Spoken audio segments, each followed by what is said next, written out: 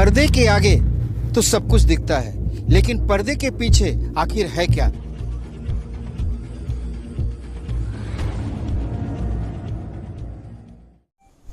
नमस्कार, मैं सत्येंद्र प्रताप सिंह। आप देख रहे हैं डिजिटल खबरीलाल का खास कार्यक्रम पर्दे के पीछे। वक्फ बोर्ड सुर्खियों में है। दरअसल केंद्र सरकार वक्फ बोर्ड संशोधन विधेयक 2024 ठंडे बस्ते में डाल दी है। ठंडे बस्ते से कहना ज्यादा उचित नहीं होगा, यूं कहें कि इस विधेयक के लिए 31 सदस्यीय जेपीसी का गठन कर दी है, जिसमें 21 लोकसभा के सदस्य हैं और 10 राज्यसभा के सदस्य हैं, और इन सदस्यों में सत्ता पक्ष और विपक्ष दोनों के सदस्य हैं।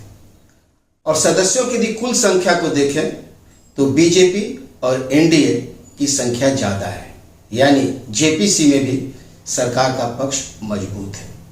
सवाल यह उठता है कि केंद्र सरकार पिछले 10 साल के अगर इसके रिकॉर्ड को अगर हम देखें तो कोई भी विधेयक इस तरह वापस नहीं ली थी।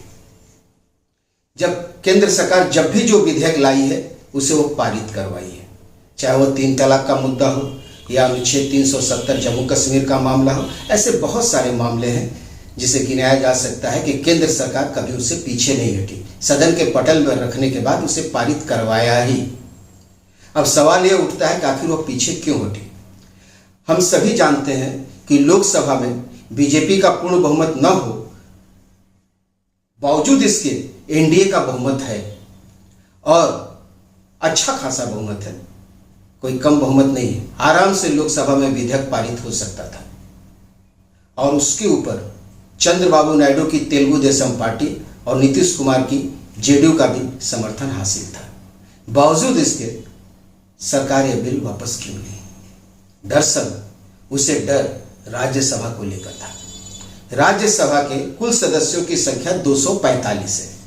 फिलहाल उसमें 16 सदस्यों का स्थान रिक्त है, जिसमें 4 स्थान जो हैं वो जम्मू कश्मीर के हैं, जहां विधानसभा का गठन अभी तक नहीं हुआ है। ऐसे में वहां से 4 राज्यसभा के सदस्य अभी तक नहीं चुने जा सके हैं।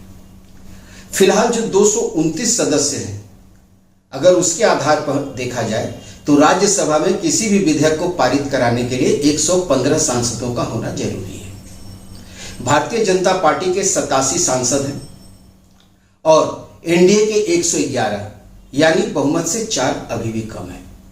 ऐसे में भारतीय जनता पार्टी यह जोखिम लेने को तैयार नहीं थी। दूसरी तरफ अगर हम विपक्ष की बात करें तो पूरा इंडिया गठबंधन के अगर सांसदों की संख्या जोड़ दी जाए तो बीजेपी की 87 से भी संख्या कम, इनकी 84 होती है। फिर बीजेपी ने निर्णय लिया क्यों? दरअसल 3 सितंबर को 12 राज्यसभा सीटों के उपचुनाव होने जा रहा है।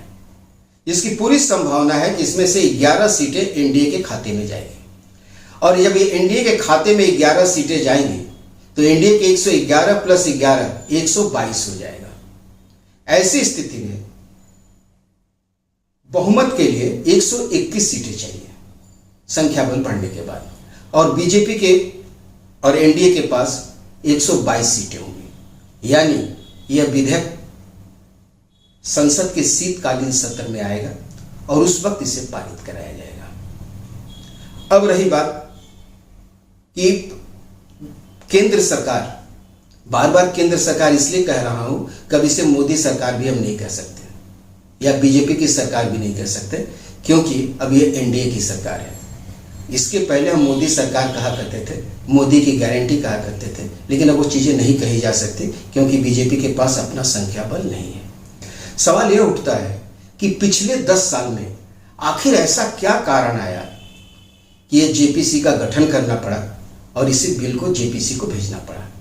पिछले 10 साल में विपक्ष ने अनगिनत बार जेपीसी के गठन की मांग की, लेकिन एक बार भी किसी भी बिल के ऊपर जेपीसी का गठन नहीं हुआ। दूसरी तरफ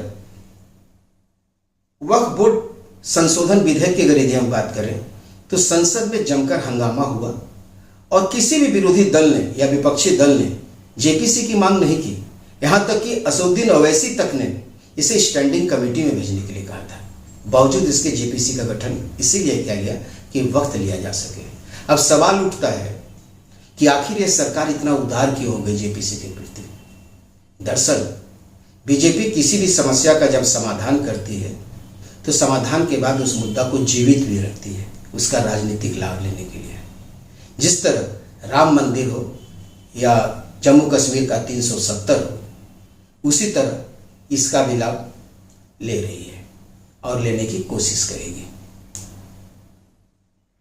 फिलहाल कहा जा सकता है कि संसद के शीतकालीन सत्र में यह विधेयक पारित होने की पूरी संभावना है। धन्यवाद। आज के लिए बस इतना ही। कल फिर इसी समय मिलेंगे पर्दे के पीछे में।